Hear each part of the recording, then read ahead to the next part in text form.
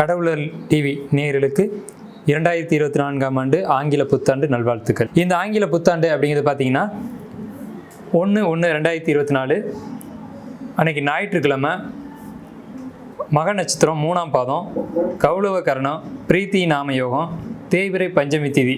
இந்த நாளில் இந்த நட்சத்திரம், இந்த திதி, இந்த கரணத்தில் புத்தாண்டு அப்படிங்கிறது பிறகுது. கரெக்டாக பார்த்தீங்க அப்படின்னா கன்னிகா லக்னத்தில், கன்னி லக்னம், லக்னத்திலே கேது, கன்னி லக்னத்தில் கேது, 7ஆம் வீட்டில் ராகு, கன்னி லக்னத்துக்கு 8ஆம் வீட்டில் குரு, கன்னி லக்னத்துக்கு 6ஆம் வீட்டில் சனி. இது வருட கிரகங்களுடைய நிலவரம். என்னென்னா, நம்ம எப்போவுமே புத்தாண்டு பலன்கள் எடுக்கும்போது பொதுவாக ஒரு வருட ராசி பலன், பெயர்ச்சி பலன் இதெல்லாம் நம்ம பார்க்கும்போது வருட கிரகங்களான குரு, சனி, ராகு, கேது இதை நம்ம கணக்கில் எடுத்துக்கோம்.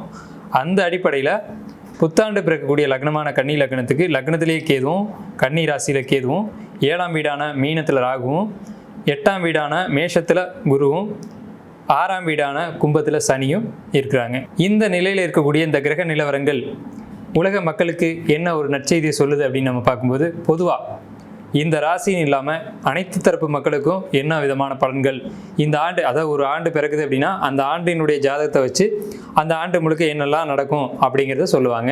இது ஜோதிடருடைய ஒரு பழக்கமான விஷயம். இப்போ அந்த அடிப்படையில் பார்க்கும்போது இந்த ஆண்டு வருட கிரகங்களில் குரு பகவான் வலுத்திருக்கார். ஏன்னா அவர் நட்பு வீட்டில் 8ஆம் லக்னத்துக்கு, இந்த வருட லக்னத்துக்கு 8ஆம் வீட்டில் செவ்வாயினுடைய வீட்டில் நட்பு வீட்டில் போய் அமர்ந்திருக்கார்.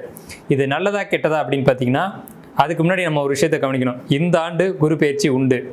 அதாவது மே மாதம் குரு பகவான் ரிஷபராசிக்கும் போயிட்டு மறுபடியும் மேசராசிக்கு வருவாங்க.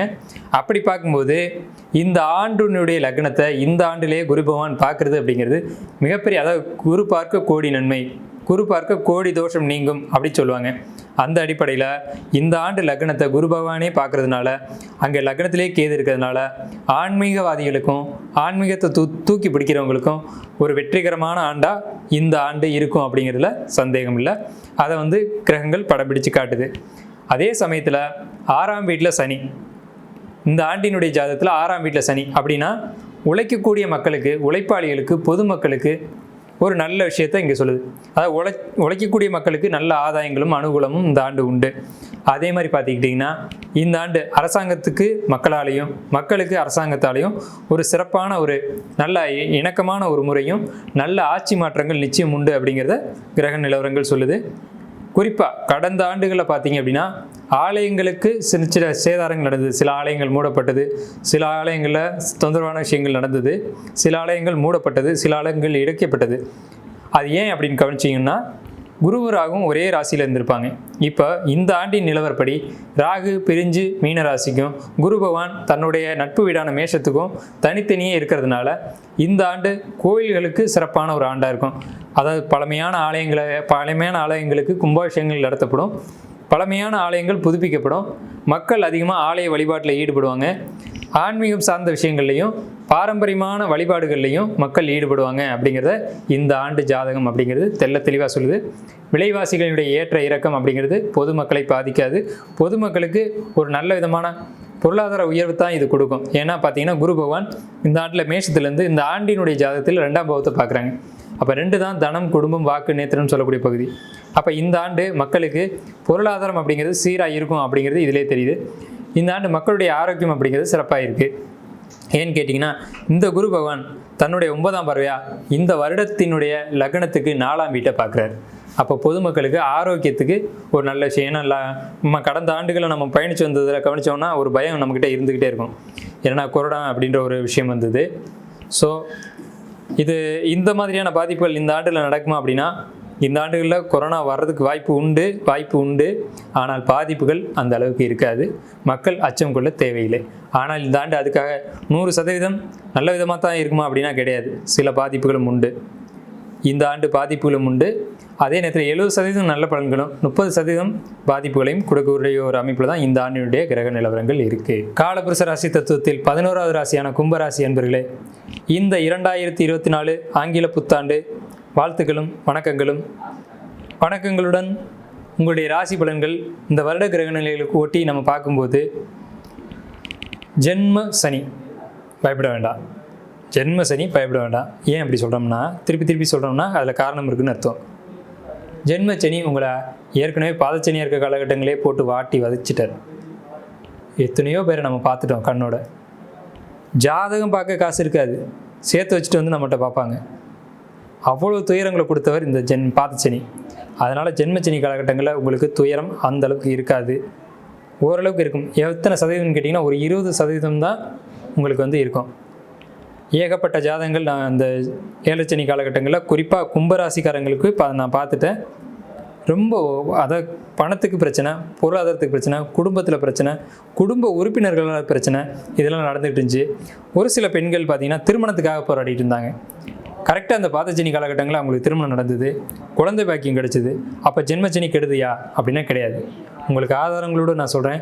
ஜென்மச்சனியில் தான் குழந்தை கிடைக்கும், திருமணம் நடக்கும், சுபகாரியங்கள் நடக்கும். அப்போ ஜென்மச்சனி காலகட்டங்களில் நம்ம வெறுப்போடு பார்க்குறது தவறு. அதே மாதிரி ஜென்மச்சனி காலகட்டங்களில் கருப்பு நிறங்களை பயன்படுத்தக்கூடாது. குறிப்பாக படிக்கக்கூடிய குழந்தைங்க, இந்த பசங்க, முக்கியமாக இந்த 9th 10th படிக்கக்கூடிய பசங்க ரொம்ப கவனமாக படிக்கணும்.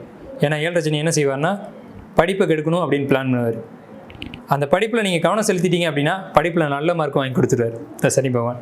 ஸோ அதனால் ஸ்டடீஸில் பசங்க கவனம் செலுத்தணும். பெண்களை பொறுத்த வரைக்கும் சொல்லவே வேணாம். கும்பராசி பெண்கள் குடும்பத்தை கட்டி ஆள்றதில் அவங்கள அடிச்சுக்கவே முடியாது. ஏன்னா கும்பம் வந்து சேமிப்பு ராசி. அதே மாதிரி குடும்பத்தையும் ஒரு கோழி குஞ்சை காப்பாற்றுவாங்க. இந்த ஜென்மச்சனி காலகட்டங்களில் இனி வரக்கூடிய காலகட்டங்கள் உங்களுக்கு மன அழுத்தங்கள் அந்த அளவுக்கு இருக்காது. சந்திரன் மனக்காரகன், சனி அழுத்தத்துக்கான காரகன். அவர் பாதச்சனியாக இருக்கும்போதே நிறைய துயரங்களை உங்களுக்கு கொடுத்துட்டார். இனி அவ்வளோ துயரங்கள் உங்களுக்கு இல்லை. ஏன்னா இந்த குருவுடைய பொசிஷன் உங்களுக்கு வந்து நல்லா இருக்குது. 3ஆம் வீட்டு குரு, லாபகுரு. 3ஆம் இடம் அப்படின்றது வெற்றி ஸ்தானம்.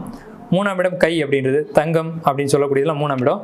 அப்போ 3ஆம் இடத்துக்கு வந்திருக்கக்கூடிய குருனால உங்களுக்கு ஜென்மச்சனியுடைய பாதிப்புகள் குறைவாக தான் நடக்கும். சரிங்களா?